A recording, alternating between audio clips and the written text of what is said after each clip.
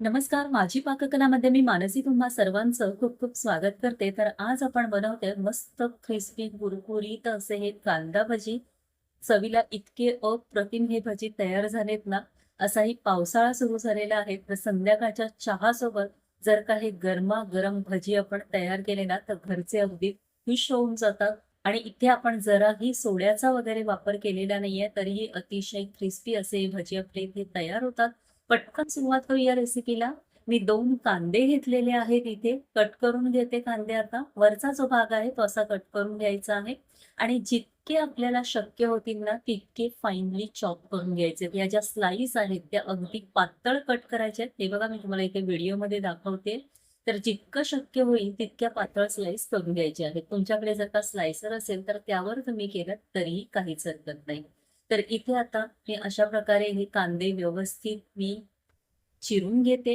अगदी finally chop करून घेतलेले आहेत. आता हे सगळे कांदे मी एका मोठ्या बोलमध्ये काढून घेते आणि असा सुट्टा करून घ्यायचा आहे कांदा आपल्याला, मोकळा करून घ्यायचा आहे आणि यावर आता आपण अर्धा चमचा मीठ घालणार आहोत.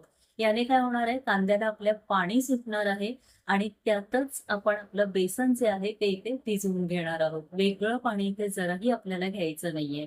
तर इथे व्यवस्थित मीठ चोळून घेतलंय कांद्याला. 10 मिनिटांसाठी हा बोल साईडला ठेवूया आणि 10 मिनिटांनी छान असं पाणी इथे सुटलं गेलंय. आता मसाले जातील. पाव चमचा हिंग, अर्धा चमचा हळद, 1 चमचा लाल तिखट घेतलेला आहे. याऐवजी तुम्हाला आवडत असतील तर हिरव्या मिरच्या देखील फाईनली चॉप करून घेऊ शकता. त्याचबरोबर 1 चमचा ओवा घेतलाय मी. तो हातावर असा चोळून घ्यायचा आहे. याने छान स्वाद येतो भज्यांना आपल्या. त्याचबरोबर डायजेशनसाठी देखील याचा उपयोग होतो.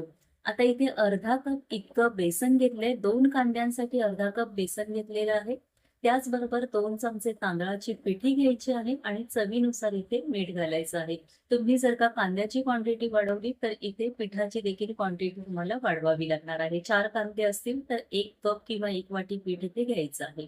आता याच पाण्यामध्ये जे कांद्याला पाणी सुटलेलं त्यामध्येच हे सगळे जिन्नस आपण मिक्स करून घेणार आहोत. जराही पाण्याचा इथे वापर आपण करणार नाहीये.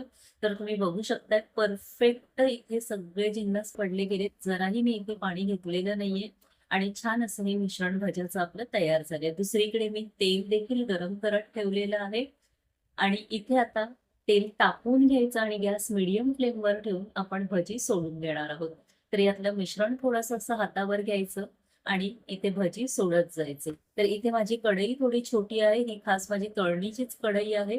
तर इथे मी भजी सगळे सोडून घेतलेत. आता भजी पलटवायचे कधी हा प्रत्येकाचा प्रश्न असतो. तो वरचा हा फेस दिसतोय ना, तो फेस कमी झाला की आपण भजी आपले पलटवून द्यायचे. तर इथे आता फेस पूर्णपणे निघून गेलेला आहे. भजी मी पलटवून घेते आणि दुसऱ्या बाजूने देखील असेच 1.5 ते 2 मिनिटांसाठी भजी मी तसेच ठेवणार आहे आणि दर 1 ते 1.5 मिनिटांनी भजी आपण आलटून-पालटून घ्यायचे आहेत आणि अगदी खरपूस असा रंग येईपर्यंत भजी फ्राय करून घ्यायचे आहेत. गॅस मात्र इथे फास्ट करू नका, नाहीतर भज्यांना आपल्या हलकासा काळपट रंग येऊ शकतो आणि आतून देखील भजी आपले कच्चे राहू शकतात. तर इथे आता छान असे भजी मी फ्राय करून घेतलेत आणि हलका-हलका कलर चढत चाललेला आहे आणि इथे मस्त खरपूस असे भजी आपले फ्राय करून झालेले आहेत. रंग किती सुरेख आलाय बघा. टिश्यू पेपरवर काढून घेते म्हणजे जास्तीचं काही तेल असेल तर ते टिश्यू पेपर ॲब्झॉर्ब करून घेईल. दुसरी बॅच देखील याच पद्धतीने मी इथे करून घेणार आहे. आपण इथे ना सोड्याचा किंवा तेलाचा वापर केलेला नाहीये, तरी देखील आपले हे भजी छान कुरकुरीत असे तयार होतात. तुम्हाला जर का हवं असेल तर सुरुवातीला भज्याच्या मिश्रणामध्ये यातलं 1 चमचा कडकडीत तेल घाला किंवा तुम्हाला सोडा चालत असेल तर तुम्ही चिमूटभर सोडा इथे घेऊ शकता. मी शक्यतो अव्हॉइड करते कारण सोड्याने नंतर पोट फुगल्यासारखं वाटतं. त्यामुळे मी शक्यतो सोडा इथे अव्हॉइड करते. आता दुसरी बॅच देखील त्याच पद्धतीने छान असे खरपूस भजी मी तयार करून घेतलेले आहेत आणि मस्त असे आपले गरमागरम कुरकुरीत असे भजी इथे तयार झालेले आहेत. एका डिशमध्ये सर्व्ह करून घेते आणि अफलातून झालेत हे भजी. घरचे अगदी खुश आहेत. पाऊस पडतोय बाहेर आणि खिडकीत बसून गरमागरम चहासोबत जर का ह्या भज्यांचा आपण आस्वाद घेतला ना, तर मजा काही औरच असते. तर इथे अगदी छान बाहेरून क्रिस्पी आणि आतून देखील छान असे फ्राय झालेले आहेत भजी आपले, जराही कच्चे नाही राहिलेले आहेत. परफेक्ट भजी इथे तयार झाली. तर एकदा नक्की करून पहा या पावसाळ्यामध्ये.